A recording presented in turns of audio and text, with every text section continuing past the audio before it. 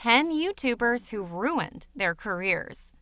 Hey everybody, and today I'm going to be talking to you about 10 YouTubers who ruined their careers.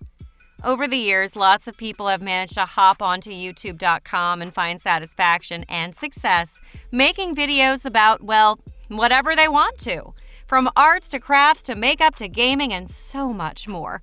The platform has really expanded since its creation in 2005 and has given the opportunity to become a creator to pretty much anyone with a vision and the ability to record and upload a video. However, as more and more people flocked to the site, it was inevitable that the number of controversies and problematic creators would grow as well. I'm sure we've all heard of at least one big YouTuber whose career bit the dust in the past decade or so. Especially with the slew of allegations against creators that seem to come out all the time nowadays, ranging from scams to bad behavior to outright crimes. Today we'll be looking into just a few of those cases, some of which you may have even heard of, and how they put a cap on these creators' careers. Number 1. LionMaker. For starters, we have the infamous case of Marcus Wilton, better known during his stint on YouTube as LionMaker. LionMaker was a Minecraft channel that rose to fame during one of Minecraft's popularity bounces back in 2014. As he made very safe-for-work content that appealed to the young demographic of the game. However, as he rose to fame, multiple allegations came to light of Wilton interacting inappropriately with his fan base, which was especially problematic since it was well known that his audience was made up of minors. After the first public allegations failed to slow down his channel growth, Wilton grew more and more unstable as a result of multiple factors in his life, including mental illness, further allegations cropping up, and the deterioration of an inappropriate intimate relationship with a fan who went by Panda the Page. Eventually, in an outburst that confused and shocked many of his fans and spectators, he uploaded a nude photo of Page, who was 14 at the time, to Twitter. After this event, Wilton was rightly torn to shreds by the internet, failing to defend himself and his actions online despite attempting to numerous times, and even landed in jail for a few years for the possession of child pornography. While he tried to make a sneaky comeback by returning quietly to his channel in 2019, his unhinged behavior and seeming lack of regret for his actions drew attention quickly, causing his channel to be shut down by YouTube due to his presence on the site breaching the YouTube terms of service and a stipulation of his parole agreement. Number 2. MiniLad. This is a more recent series of events with a YouTuber who actually had a rather long and prolific career before his eventual downfall. Craig Thompson, better known by his online handle of MiniLad, was a gaming YouTuber who rose to fame alongside many members of the Vanoss crew during 2011 to 2013. While the members of the crew went in many different directions over the years, some sticking together, others trying new creative ventures, MiniLad mostly stuck by gaming content while separating himself from his old crew. However, things came to a head in June of 2020 when two women came out with claims that he manipulated and sexually exploited them when they were underage, and Thompson was in his 20s. This was further compounded by direct statements from his ex-girlfriend, Sunny Day, who claimed that he was abusive and manipulative during their relationship, further fueling the ire towards him. After taking a break that lasted until mid-August, he came back and barely addressed the real reason why he took the break, leading to lots of negative feedback until he made an apology video in September. However, that was also very poorly received for offloading a lot of the blame onto his mental illness and giving very little closure and factual input on a lot of the issues that were leveled against him. After another notable allegation about his inappropriate behavior at a summer camp hosted by him and other YouTubers, he continued posting more videos without acknowledging any of those allegations, past or present, until he suddenly stopped uploading in early December. On the cusp of the new year, December 28th, Thompson finally came out of hiding and made yet another apology video, where he attempted to come clean with his audience after months of sitting quiet, supposedly at the advice of his PR team. While it was initially received positively, further scrutiny revealed that this was actually another misleading non-apology, full of sneakily cropped screenshots and half-truths, which caused the reception to eventually flip and sink into the negative once again. In what many consider a final note in this saga, one of the original victims who came out against Thompson, going by the name of Hallie, publicly rejected Thompson's apology, wishing for everyone to move on so as to not make things worse for the victims, bystanders, and even Thompson, since she felt that no more good could come out of this situation. Since then, Mini Lad has not uploaded any more videos. Number 3. Lui Calibre. Another former member of the Vanoss crew, Louis Frederic Pablo, known online as Lui Calibre, rose to fame at the same time as Mini Lad in that early YouTube era of 2011 to 2013. Unlike Mini Lad, however, he remained in good standing with his gaming buddies and managed to stay a decently popular creator until he suddenly stopped producing videos in 2016. Some thought this was due to a lack of profit, as he previously stated that he doesn't know what an active fan base is, and that he only created videos for money, which was received negatively at the time of its posting prior to his departure. However, aside from appearing in a few of his friends' videos starting in 2017, he did not upload any of his own content until July 24, 2019, where he gave a brief but vague rundown on where he's been and how he wants to return to content creation soon. However, after a handful of infrequent uploads over the course of several months, a video by commentary YouTuber Prison Mate Luke started making the rounds, highlighting a detailed account of one of Lu's exes, Cyan. She recounted many examples from their relationship of Lu being an abusive and destructive partner, as well as having a predatory approach to picking partners by aiming for fans who were significantly younger than him, Cyan being 18 and Lu being in his mid-30s when they started dating. After that, multiple other women came out and compounded on Cyan's claims, with their own stories of receiving abuse, manipulation, rape, and other terrible treatment from Lu.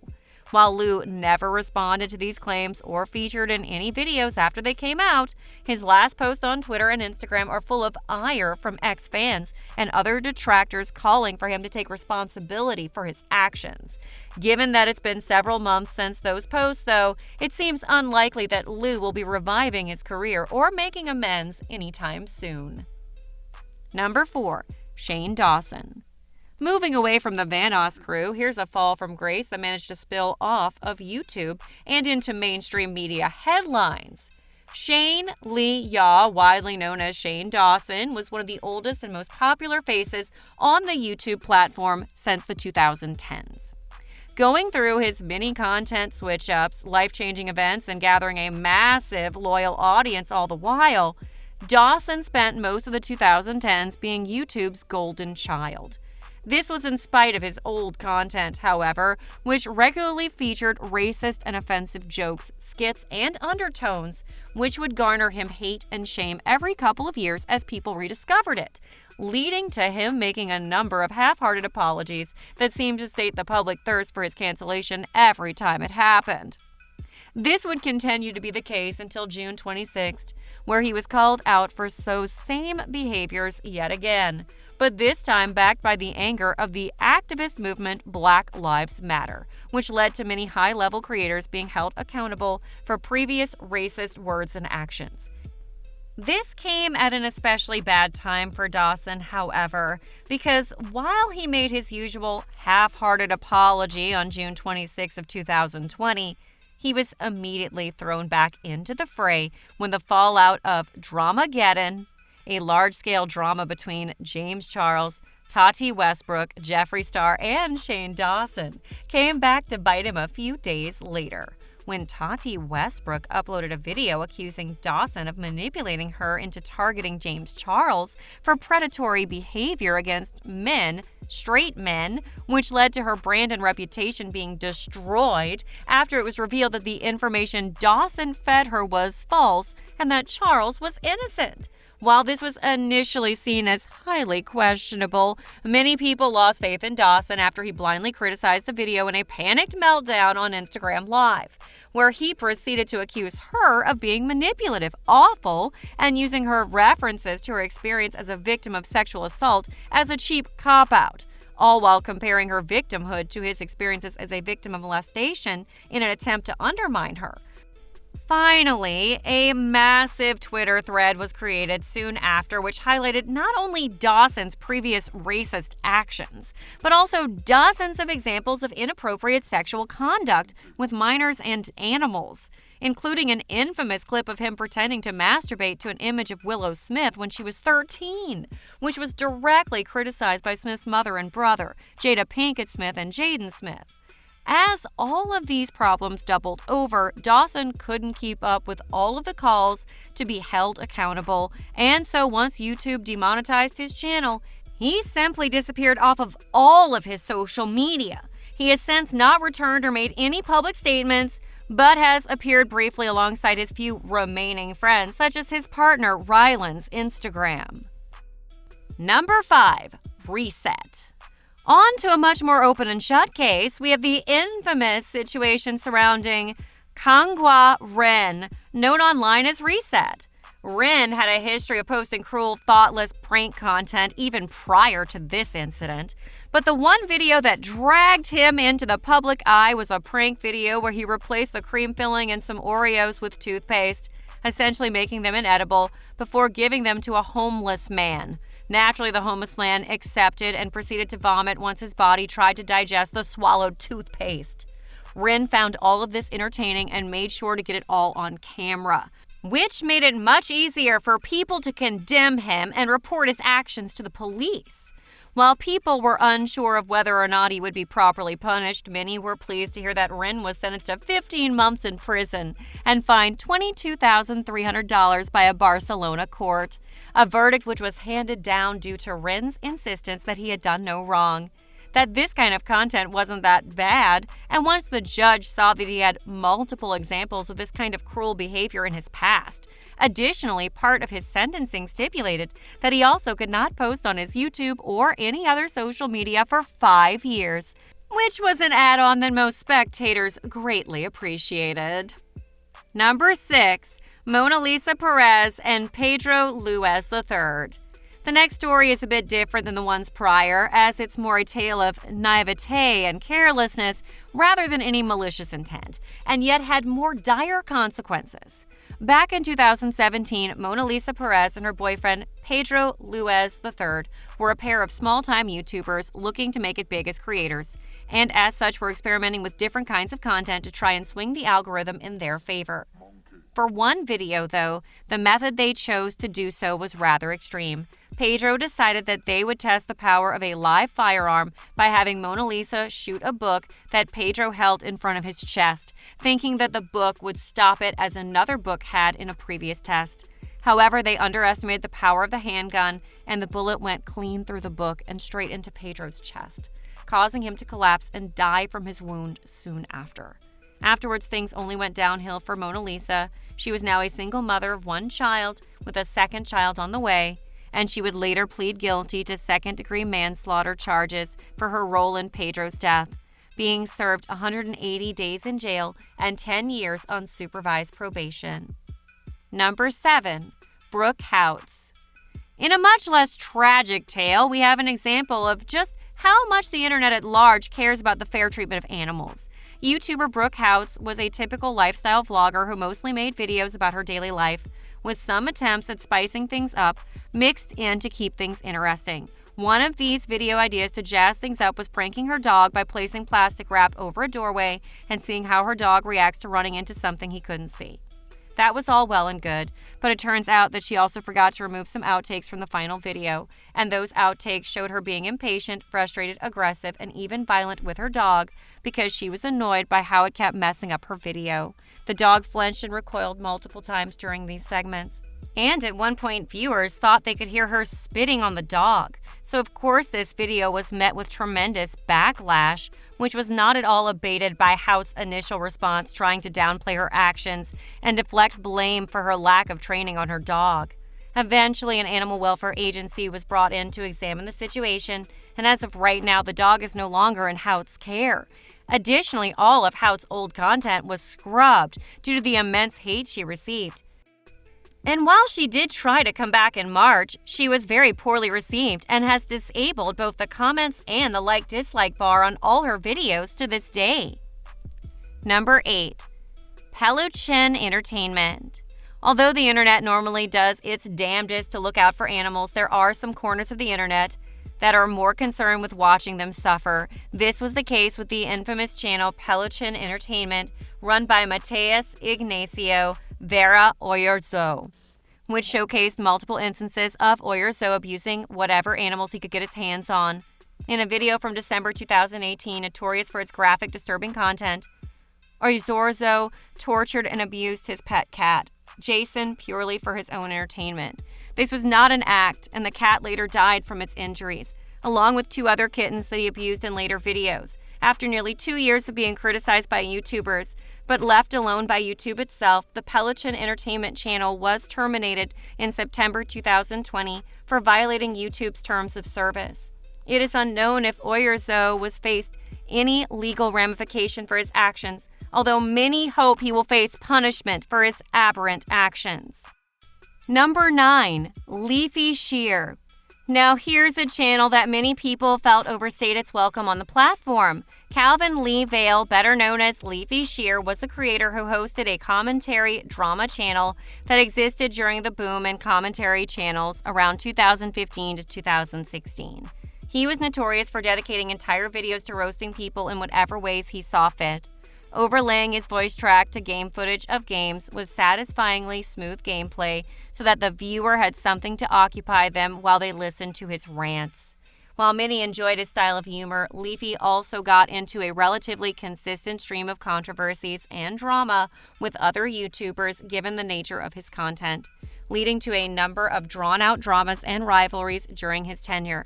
Additionally, more and more people grew to dislike his channel over time as they felt like he was punching lower and lower, with his targets sometimes being vulnerable in some other way, such as picking on children, which would make his videos feel more like bullying than simple roasting. Eventually, all of his buzz caught the attention of another YouTuber, a commentary comedy channel called iDubbbz, ran by Ian Carter. Carter was not fond of Leafy and proceeded to make a lengthy video criticizing him and employing his own brand of roasting to both mock and chastise Leafy for what Carter saw as lowbrow, low-effort, cowardly content. While Leafy tried to make a rebuttal, negative sentiment had been mounting against him for some time, so any efforts to recover his reputation or defend himself was largely unsuccessful, leading to him bleeding subscribers and views until he stopped uploading in 2017. He did briefly try to mount a comeback in 2020, although after taking aim at mega-popular Twitch streamer Pokimane in a series of disparaging videos, his account was terminated for hosting harassing content. He did try to hold out by making another channel named Weefy and moving over to Twitch, but the former was removed for ban evasion and the latter was removed for separate instances of hateful conduct. Number 10. Onision. Ending on one of the most famous cases of YouTuber being accused of sex crimes, we have the allegations surrounding Greg Jackson, better known as Onision. Throughout his career on the site, Jackson has remained a controversial figure for pretty much any reason he could come up with.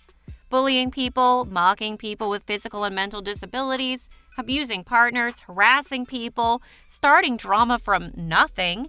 He would take any excuse to start a feud for the sake of content. However, his behaviors came to a head in 2019 as multiple previous partners spoke up about the abuse and predatory behavior they faced during their time knowing Jackson.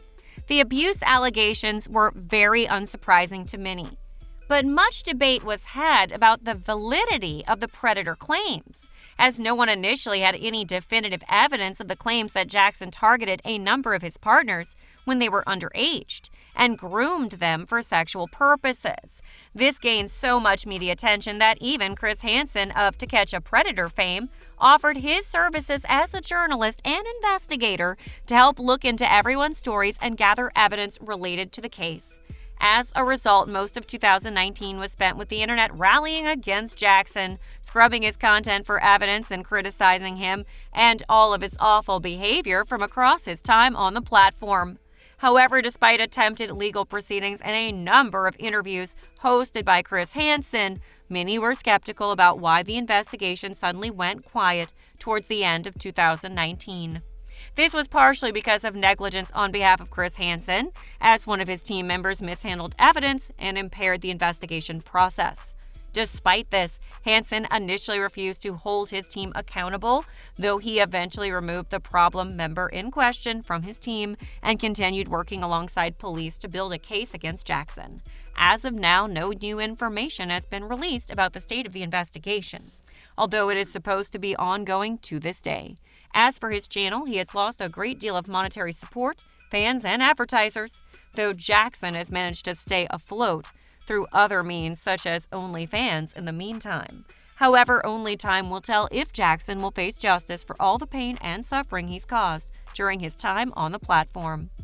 And that's all for today's video. This one was a doozy, but YouTube drama and creators falling from grace is never a simple subject to tackle.